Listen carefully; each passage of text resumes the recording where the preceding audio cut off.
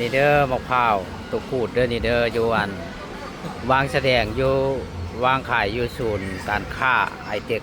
อยู่นครหลวงเวียงจันทน์เนี่ยเพิ่นถวายน้ำมะพร้าวน้ำหอมเด้อนี่เด้อคือต้นของการให้ส่วนเพราะว่าเสียอย่างน้องผมมีงานด้านนี้มาก่อนจ้าก็เลยมาลองก็เลยมาศึกษาของข้าวน้ำหอมหลังจากที่ปลูกมาแล้วได้3 ปีแล้วรู้สึกว่ามันก็เป็นมากของผลเพราะคนเองเป็นคนที่ว่าว่ามีศิลปะในการเฮ็ดมักในการเฮ็ดอย่างอย่างกระจายนะเฮ็ดแน่นะก็เลยว่ามีแนวคิดก็เลยว่ามาลองคิดลองพูดในการเฮ็ดกระแลมของข้าวน้ำหอมตอนเริ่มลงมะพร้าวน้ำหอมในปีใดแท้มันย้อนคืนไปก็ที่ประมาณ4 ปี4 ปีเนาะแม่นโอ้ถือว่าเติบโตไวดีแม่นก็มันได้3 ปีแล้วมันเริ่มออกมาแล้วเริ่มจากนี่มาปีเดียวนี่นะเฮ็ดผลิตภัณฑ์ตัวนี้ที่ว่ามันก็ได้ว่าได้ทะลุเป้าหรือว่าได้รับความนิยมจากประชาชนหลายนะแล้วหลังจากนั้นในดินก็มีดินเป้าว่างจำนวนนึงเนาะก็เลยมีโครงการของโกโก้นะได้มาซักสวนให้ปลูกแล้วก็ได้ซื้อเบี้ยพันธุ์น้ำเขาแล้วก็หลังจากที่ว่ามันเป็นคิดมากกว่าคนแล้วเขาจะซื้อกับอื่นเนาะแต่ว่ารู้สึกว่าโครงการดำเนินไปบ่ได้เนื่องจากว่าโครงเงินของประชาชนหลายจ้ะจริงๆให้ประชาชนบางคนก็น้อยใจเสียใจก็ตัดโคนทิ่มแต่ส่วนของทุกคนน่ะก็ยังรักษาไว้โอ้โหต้นโกโก้มันที่เป็นอะไรเคยเห็นเนาะโอ้โหมากก็ที่เป็นอะไรนะก็เลยดูแลเป็นอย่างดีได้จนครบ3 ปีเนาะ3 ปีหลังจากมันเป็นก็เลยมีแนวคิดเขาจะมาโกโก้เอามาแปรรูปเป็นผลิตภัณฑ์ได้เลยนะแล้วศึกษา2ตัวนี้เลยศึกษาอยู่ที่ประเทศไทยนะอย่างละเอียดได้เกี่ยวกับการปลูกการดูแลการเก็บกู้จนถึงขั้นตอนการมีต่างๆที่เข้าใจว่ามาโกโก้มันมีความสำคัญหลายมีประโยชน์หลายนะหลังจากที่กลับมาก็เลยมาลองไปดักสักแรกก็ดูว่าประสบผลสำเร็จได้นะที่มาของการเฮ็ดสวนของคือว่าการผลิตเป็นสินค้าโอท็อปสินค้าที่สำเร็จรูปนี่ปีนึงเนาะปีเดียวแล้วก็สามารถสินค้าเขาก็ได้โอท็อปได้สามารถได้ออยทุกอย่างได้ออยทุกอย่างสามารถเป็นแบรนด์สามารถจำหน่ายได้เป็นแบรนด์แบบนี้ละลายโอ้ดีใจนะเมื่อวานนี่ก็มีโครงการแต่พอต่างประเทศมันมาเอาข้อมูลเกี่ยวกับว่าได้มาจากไซต์มันจึงมาประสบผลสำเร็จได้มันเป็นเอามาข้อมูลไปเขียนประวัติจ้าโอ้ครอบครัวต้นแบบแม่แหละเป็นครอบครัวต้นแบบเป็นแบบอย่างทุกมื้อนี้มันยากดีกว่าสมมติว่าเขาที่ปลูกแล้วใช่มันเป็นมันก็ยากเนาะเป็นแล้วเอาไปขายมันก็ยังยากอย่างว่าเป็นแล้วมันยังแม่แหละ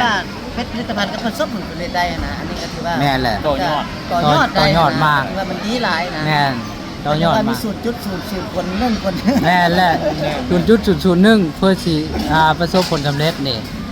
ก็เลยฮึดขึ้นสู้ว่าเนี่ยตู้กูก็เฮ็ดเป็นแล้วตู้กูเฮ็ดได้แล้วนะแม่แหละทุ่มใส่ทุกอย่างนะทุกเลยให้เป็นแรงบันดาลใจให้คนรุ่นใหม่ยุคใหม่ที่ว่าเกษตรมีช็อกโกแลตเนาะสาธุมีช็อกโกแลตแล้วก็มะพร้าวน้ำหอมเพิ่นได้ผสมกันมี2อย่างเป็นผลิตภัณฑ์จากสวนแท้ๆเด้ผลิตภัณฑ์จากสวนเป็นออร์แกนิกเนาะมีน้ำตาลสารแล้วก็เป็นเครื่องจักรของเราเฮ็ดเองโอ้เพิ่นผลิตเครื่องจักรของเพิ่นแล้วก็บ่มีน้ำตาลบ่มีน้ำตาลเป็นออร์แกนิกก็ว่าแม่นเนาะคือติดตามมาแต่สมัยต้นตู้มะพร้าวจนมาถึงประสบผลสำเร็จในการเฮ็ดเป็นผลิตภัณฑ์สินค้านี่ก็คือกระไรมะพร้าวน้ำหอมจากสวนแล้วก็มีโกโก้จากสวนเนาะเดี๋ยวเพิ่นก็ได้มาลองชิมเบิ่งเป็นได้พระอาจารย์แซ่บบ่พระอาจารย์แซ่บนี่รู้สึกว่ามันเป็นธรรมชาติบ่อาจารย์แม่และมันนั่นคือกับเฮาอันพามะพร้าวแล้วเฮากินสดนะโดยแล้วคนส่วนหลายกินแล้วก็ทึกใจนะมันว่าคนที่กินน้ำคนที่เป็นเบาหวานไม่อย่างหรือว่าเป็นบ่มากน้ำตาลนั่นน่ะเดี๋ยวนี้มันก็เป็นว่าเป็นคล้ายๆกับว่าไม่อย่างเป็นให้สักว่าเป็นสินค้าแบบโอดอปแบบว่าบ่มีน้ำตาลแบบสุขภาพน่ะมันมีอยู่ในมะพร้าวโดยเฉพาะแม่นเฮาบ่ได้เอาน้ำตาลมาปรุงเพื่อให้มันหวานโดยมันเป็นหวานอยู่ในตัวโดยของมะพร้าวน้ำหอมเป็นอะไรผู้อันนั้นพามาเป็นอะไรแซ่บป่ะแซ่บเนี่ยเขาก็ยังยืนเราแซ่บว่าเดี๋ยวนี้แซ่บเอานี่น้ำตามมาเด้อนี่อยู่การค้าเหล้าไอเต็กอยู่ศูนย์การค้าเหล้าไอเต็กเนาะแต่ว่ามื้อนี้เป็นมื้อสุดท้ายได้นี่ตึกเก่าแต่ว่าทุกงานนะที่จะไอเต็กเพิ่นจัดหรือว่าส่วนอย่างจัดต่างๆทุกกระแลมซัดประกูจะได้มาลงอยู่นี่อยู่นี่ตลอดงานที่ว่า การค้าเราไอเด็กจัดงานตูกูดจะต้องมา แม่น วางบูธ แม่นจะต้องได้มาฮับไซอยู่นี่ จะต้องมา อ่าว่าคนสลากก็จะถามหานี่มี2-3คนก็ถามหาน้ำหลังนี่แหละ กำลังโทรหาอยู่ หรือว่าเป็นไฮไลท์ของงาน โดย เป็นไฮไลท์ของงาน โดย บางคนกำลังนิยมชมชอบ อ่า เพราะว่ามาศึกษาดูงานมาเซมมา เป็นกระแลมเพื่อสุขภาพนะ แม่น แล้วเข้าใจ ขอบใจหลายๆค่ะอาจารย์ เป็นดักสแครต75 ที่สามารถเอาเป็นซองแบบนี้ได้แล้วเนาะ โอ้ดาร์กช็อกโกแลต โดยเอาให้อาจารย์ซี ลองเปิดลองเบิ่งให้นะคือให้อาจารย์ อันนี้จะเป็นแล้ววันนี้เป็นหลังจากเพิ่นเอาไปแข่งขันกันในประเทศลาวตัวนี้มันได้ที่1เลยนี่ โอ้ได้ที่หนึ่งเนาะนี่เนาะ จะเป็นซองแบบนี้แหละ โอ้จะเป็นช่องแบบนี้ได้นี่เด้อ ซองแบบนี้ อื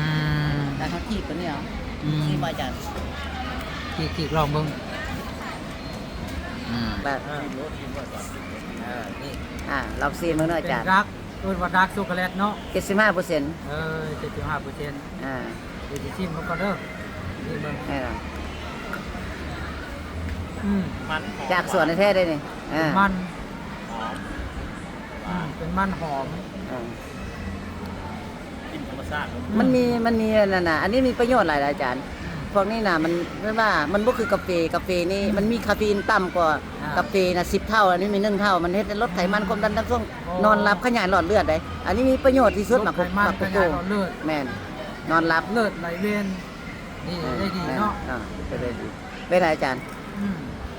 ครับ แซ่บบ่ แซ่บ ฝรั่งมากินติดใจเราได้นะ แม่โอ้กำลังชอบ แม่นก็จะซื้อเพื่อละถ้า10เพื่อละ20ก็จะมาเอา โอ้ เพราะก็จะกินแล้วก็จะกลับขึ้นมาซื้อ ครับ เป็นดักสแครตเป็นคนลาวสีมือของคนลาวแท้ๆแล้วก็เป็นผลิตภัณฑ์ใหม่ที่ลาวเฮายังบ่ทันได้ หรือว่าลาวเฮายังบ่มีผลิต บ่มี ภัณฑ์ แม่นนี้ยังบ่มีอันนี้ก็เป็นคนทำยิตเป็นคน หรือว่าตู้กูดเป็นผู้ อ่า ทำอิฐที่ว่าริเริ่มเฮ็ดเป็นผลิตภัณฑ์สำเร็จรูป แม่น คือว่าเป็นใบหน้าใบตาของคนลาวเฮาแท้ๆ แม่ เด้อ นี่ล่ะที่อันประธานอันประเทศอันนั้นนายกเพิ่นไปซิมนะ แม่นทั้งประธานประเทศและนายกคนจะได้มาซีมเอาขอบใจ โดยขอบใจมันมีมันเอื้อนว่ามีปัจจัยอยู่5ข้อ ถ้าขาดปัจจัยหนึ่งก็บ่ได้เนาะปัจจัย ครับ หนึ่งนะแม่นต้องไปสำรวจเบิ่งว่าในสวนเฮามีน้ำบ่น้ำเฮามาจากไสแล้วในฤดูแล้งมันแห้งบ่แล้วมีน้ำท่วมบ่เนาะถ้าบ่มีน้ำอันนี้ก็ถือว่าขาดแล้ว ถ้าได้น้ำหลังจากเขาปลูกแล้วต้องมีฝุ่นเนาะฝุ่นอาหารของมันต้องให้มันมีฝุ่นแล้ว ต้องมียาเอิ้นว่า ถึงว่าเขาสิรดน้ำได้ดีใส่ฝุ่นได้ดีแต่แมงไม้เข้ามันก็หยุดนี่เอิ้นว่าต้องป้องกันแมงไม้ไปพร้อมสมมุติว่าเราได้3อย่างนี้แล้วเนาะอย่างที่4ก็คือเราต้องมีแรงงาน ครับ ถ้าบ่มีแรงงานนี่เพชรบ่ได้เนาะอันนี้มันมีแรงงานข้อที่4น่ะข้อที่5นี่สำคัญที่สุดก็คือต้องมีเงิน ครับ คันบ่มีเงินนี่เป็นไปบ่ได้ นั่ คั น น แหละ ขาด5ข้อนี้ถือว่าเป็นเพชรส่วนบ่ได้ ไปสูตรบ่ได้แม่นแท้อืม เนาะอาจารย์เนาะ นะ สมมุติว่าน้ำก็มีฝุ่นก็มียาก็มีรักษาโรคก็มีขาดแรงงาน เงินก็มีแต่ว่าขาดแรงงานนี่ขาดกองโซ่แล้วนี่ บ่มีผู้ดูแล แม่น บ่มีคนดูแล อย่าไปเฮ็ดสวน การมาให้เขาออกดูว่าให้ฟัง สาธุ อันนี้แม่นเอิ้นว่าปัจจัย คือปัจจัยของพระก็คือกันนั่นแหละเนาะ งาน เห็นบ่ นั่นแห มั ละ นปัจจัยมันคือกันเบิด นี่ปัจจัย ครับติดตามไปเด้อสารพัดน้ำหอมทุกขวดนะกระแลมแซ่บทุกขวดนะก็เป็นสินค้าของคนลาวเนาะที่เอ้ยมาเอามะพร้าวผลิตมาจากสวนแล้วก็เป็นดักสกุแลตก็สามารถมาจากสวนเนาะสามารถมาซิมมาลองได้เด้ออยู่ที่ศูนย์การค้าลาวไอเต็กขอบใจ เข้าใจสาธุ